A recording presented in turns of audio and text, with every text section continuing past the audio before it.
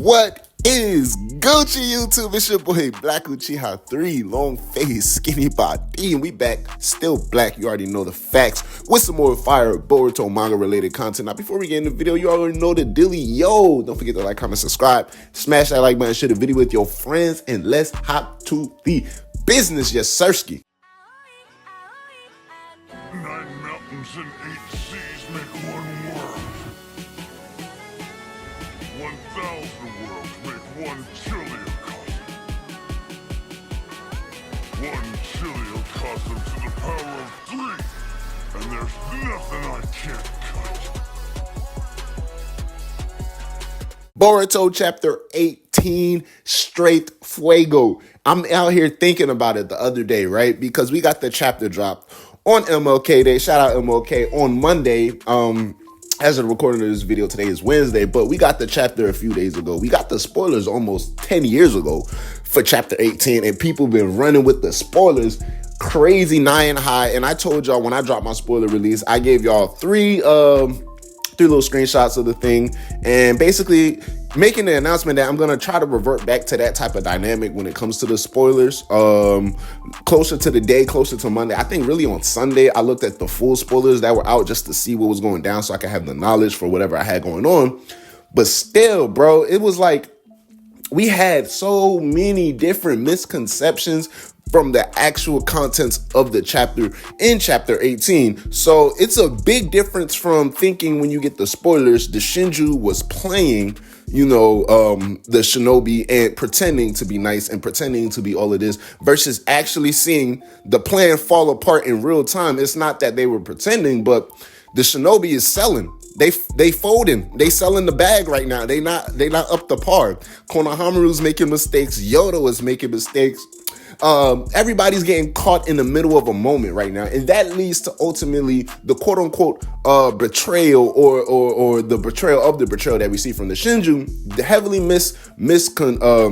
misconceived and misinterpreted it with the spoiler release. But we have the full chapter 18 now, and I was thinking, bro, out of all these 18 chapters, bro, this shit is gas. I'm not gonna lie to y'all. Chapter 1 through chapter 18, there's not one single chapter I would even put below, probably out of 10, a 8. I will not put any single chapter below 8. And it's finally, I'm thinking really, even from the slow chapters, bro, even the chapter where we say Shikamaru's talking to the elders, and I know a lot of people don't really particularly like the chapter, but the chapter with Mitsuki and Ada talking, possibly one of my favorite chapters. Y'all know my top 3, the chapter with Himawari versus Jura, gas, probably my favorite chapter in all. When Boruto fought the Shinju for the first time in chapter 4, straight gas, and then Boruto versus Mitsuki Ada conversation. So I would say chapter 7 or chapter 6 and chapter 7 kind of combined. So those 3 is like my top 3 moments. I'm probably missing a couple of chapters because at this point we're 18 chapters and it's nearly 2 years into the time skip, and it's just been straight fire. And I'm gonna give Ikimoto his flowers because he has not disappointed. And not only has he not disappointed, but he's exceeded expectations, because I want you guys to understand when I say this.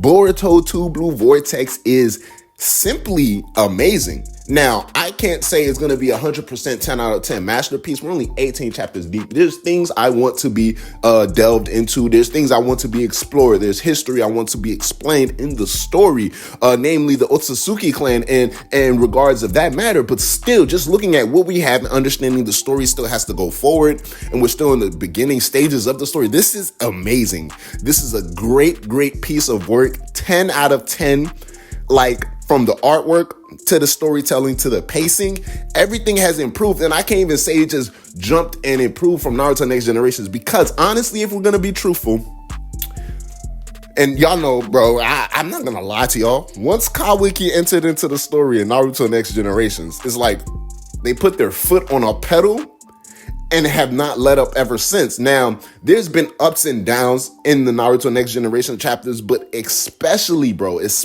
since the Ishiki battle, and I'm talking, if you even want to include the Jigen battle, but especially since the Ishiki battle, from that point forward, it has been this type of level of greatness. So even towards the end of Naruto Next Generation, this type of hype has been, there. And it's not like it just came out of nowhere. It's just that not only has he maintained it, but it seems to me he's taking it to an even further degree as we continue to go forward. This story is amazing. So from the plot twist of Momoshiki popping up randomly and telling Boruto about the prophecy arc, Kawaki running away, Naruto using the Sage Mode, remember all of those hype moments, Code placing the claw mark on Shikamaru's neck, Damon whooping Code after Code getting his limiters removed, Kawaki infamously sealing away Naruto and Hinata, trying to kill Boruto a second time, the whole entire battle in the middle of the village, Sasuke popping up with the sword to Kawaki's neck. Y'all remember the hype in all those chapters, and Two Blue Vortex has done more than enough in terms of keeping up with those expectations. So chapter 18, right? We've been in the Sand Village arc. We've been in the middle of all of this stuff going down. We understand how 17 left off, and we see Kawaki right there. He's talking nonsense. He's talking crazy, and we talked about this part particularly in the spoiler video, right? And soon as Amado gets the chance to speak, he puts this man Kawaki to sleep. Now, Sumire pops up with her famous lines, her famous ... She only says Kawaki, I think, this whole entire chapter, but still, she pops up, and she assists Amado in directing Kawaki somewhere else while he's passed out. Now, we're going back into the Sand Village, or a land of wind, let's just say that, because we don't necessarily know if they're actually in the Sand Village or close to the Sand Village. And we see Konohamaru and Matsuri are still kinking it off. We see all the things that are going down with them. Now, the spoilers led us, I want to say me because I don't want to just pin the blame on anybody else, but it led me to believe that Matsuri and Reveiw walked into this knowing, okay, they're going to try to trick us, so let's just try to trick them tricking us so that they won't see it coming. But ultimately, it sees that genuine things occurred within the story, within the chapter, that shifted and directed both Matsuri and Ryu's attentions elsewhere and allowed them to go into a different approach when facing these shinobi. Now, in Matsuri's case, we see they chatting, they talking, and I ain't gonna lie to y'all. I'm not gonna lie to y'all. I said it on the podcast with the Cloud Ninjas. I'm like, bro, Matsuri might be the most important person in this entire scenario. And when I'm referring to that, I'm referring to out of Matsuri, Reveiw, Shinki, and Moegi. Matsuri looks like she has the potential to allow development, and we already seen so far for characters like Konohamaru and especially Team 10. And you already know Big Mangekyo Gang, Inojin out here. I'm definitely looking forward to the development surrounding those particular characters. But I think instead of having Moegi be the driving force, it can be like the story or the legacy of Moegi, but Matsuri herself will be that main factor going forward. I don't think they're going to keep her into the story, meaning that we will never see Moegi again. We will definitely see Moegi be returned, but for now, Matsuri is the key. Matsuri is the star, and I think she's going to be the most intriguing, interesting, and time spent on Shinju outside of the obvious ones such as Jura. But even looking past that, right? So we see Matsuri, she's talking to Konohamaru, she's admitting she's starting to calm down, her feelings are getting under control, and Konohamaru is consoling her in this regard. Everything hits a turn when she calls him, or she asks to call him Konohamaru-chan, and we find out that that is basically the nickname Moegi has been calling him all his life, right? So once she figures out that he doesn't want her calling him that, everything switches. And y'all see her face, right? It's just like, whoa, what are you talking about? And it gets me to believe, okay, so it wasn't necessarily Matsuri was just playing the fool and trying to get him to lower his guard because she knows that he's trying to get her to lower her guard. It was more so he said something that she did not like. So now she's infatuated with him, but in a more toxic or negative type of light, meaning in an unhealthy way. If you don't love me, Konohamaru, you can't love nobody else. And if I can't love you, you might as well just not be on the earth type of vibes I'm getting from Matsuri. So she's like, who's the only person that can call you Konohamaru-chan and I can't, matter of fact, is it Moegi? What does she even mean to you? And you see she's pressing him. She's like, answer me now. So I'm really thinking Konohamaru, he's on the watch. I've seen a lot of people question this. He might die. I don't think he's gonna die this quick. It's gonna be that fast. But definitely Matsuri is pressing this man, and all the sympathy that we thought we felt for these Shinju have gone out the way. And I've been calling it, and now people are just realizing it because I'm seeing more and more insights and comments on this particular matter. But Reveiw is a comedian. He's a stand-up comedian, and I called it when he was standing on that black box. I'm like, this nigga finna come out, he finna be funny as fuck. And this man is hilarious. So not only does he walks into the trap, he has suspicions. Now, in Ryu's case, he has suspicions, but he's not necessarily playing the long game in terms of like, I'm about to do these people dirty. He's more so saying, let me see if they really out here trying to play me. Like I know I'm not the brightest tool in the box, but like, I'm not that dumb. Am I, guys? You know what I'm saying? So everything is going around. They're introducing Reveiw to Yodo and Araya, and of course, Yodo's bloodlust is throwing everything into array, and Araya's out there like, yo, keep it on bay. Like, you know what I'm saying? Chill out, shorty. Calm down. We got to keep the mission under wraps, right? So Mitsuki and Sarada are trying everything they can to keep the conversation going and keep, everything flowing in a similar manner, right? And Ryu's out here pinpointing all of the holes that they have in their stories. Like, why does Yodo have this bloodlust? Why can't she stop staring at me? Okay, if that's what Ninja is like, how come she's the only one I'm feeling this immense bloodlust from and not the other motherfucking 4 or 5 ninjas that I'm surrounded by, right? So all of these things are being pointed out by Reveiw. He's like, yo, Sarada, where's this clue at about Boruto that you said you had, right? And then Mitsuki's trying to change the topic. We're going to kill Boruto, by the way. Reveiw, why are you guys after him? Just to let you know. And then Ryu's like, well, because Jura says he knows too much, possibly about the Thornstone bulbs. And then he probably knows other things. So we're just going to have to get rid of him just to provide a better convenience for us moving forward in our lives, right? And Sarada understands the truth about the Thornstone bulbs. So she tries to do a little reverse Uno card and get Reveiw to bait his bulb in order to draw Boruto to the scene. We all know the truth of what's going down, but Reveiw decides to use her bait as his bait, right? And he's out here talking to the chat like, yo, chat, let's see if they, let's see if they really fall for this dumbass plot, right? So he pulls out the Thorn Soul bulb and Yoda falls for the dumbass plot, and she pops up in the middle of the sky, and now she can't move. She's like, my guy, what's going on? I see the bulb, I'm right here next to it, but I just can't grab it. And turns out this guy Reveiw spread his sin everywhere, not just to detect the things that are going around and sense the bloodlust and aura from everyone, but now he is complete control of everybody on the battlefield, meaning he started controlling Yodo, Sarada, Araya, and Mitsuki all at once without anyone other, showcasing or letting their bloodlust slip. Reveiw just knew it was that time, bro. He was like, man, bro, y'all betrayal is really fun to leave me traumatized. He's being funny, sarcastic, and everything it has to do with fun and entertainment, and I'm enjoying his character dialogue. Definitely enjoying Ryu's dialogue. He's an amazing character, right? So everything is happening, and we see in the chapter where we see Sarada attacking Yodo, where she started to get scrutinized in the spoilers. I pay no mind to it, right? Because I'm looking at it, I'm like, it's about to be turn-up season. Because both situations, right? Matsuri's just like, yo, answer me. We got to see how Konohamaru rebuttals in the next chapter. And now Reveiw and Araya ended off the chapter talking. Ryu's like, bro, you cheat. And Araya's like, I never thought I had to do this to you, my guy. Shinki give me strength. So it's really going to be hands flaring and big boxing going down in chapters 19 and 20. So I'm looking forward to it. And that's where I'm really looking forward to seeing Sarada turn up. Because now that she sees the iron sand in the air, now that we understand we have someone with a blade, the lodestone sand sealing blade or something. It's a crazy name right there that my guy Araya got.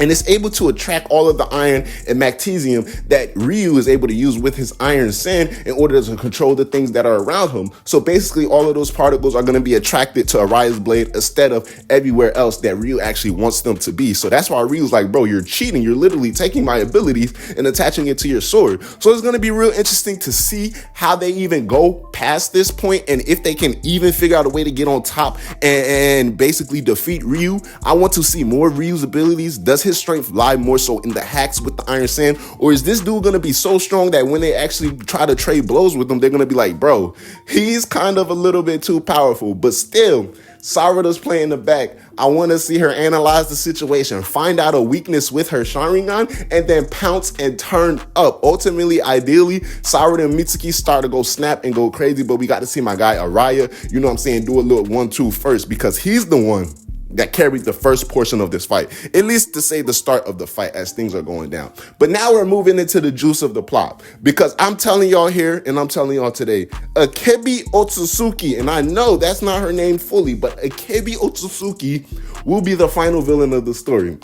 Amado may not be evil. He may not have any other intentions but genuinely wanting to revive his daughter. But the mere fact that her being revived and brought back as Otsutsuki has been brought up time and time again, every time that we talk about Akebi, that means she's going to be brought back as a Otsutsuki. But if you want to ignore that fact, the mere fact that Kawaki has to implant a karma seal onto her body means that she will be brought back as an Otsutsuki. Because we understand Boruto and Kawaki are Otsutsukis because of their karma seal. So if Akebi receives a karma seal and she revives and comes to life, she will be an Otsutsuki regardless. Now, how she comes back to life, real head scratcher. And let me just say thank you, Ikimoto, because I thought you was going to take my baby Delta out the story just to bring Akebi in. So it's a whole new fresh body. You know what I'm saying? So Delta, aka Bronco, we out here still chilling in the cut. We want to go on honeymoon pretty soon, shorty. Just relax, right? So Akebi's body is right there chilling in a hyperbolic time chamber. And Amado and Kawaki, they're talking and they're breaking all of these things down in front of Sumire. So I want to see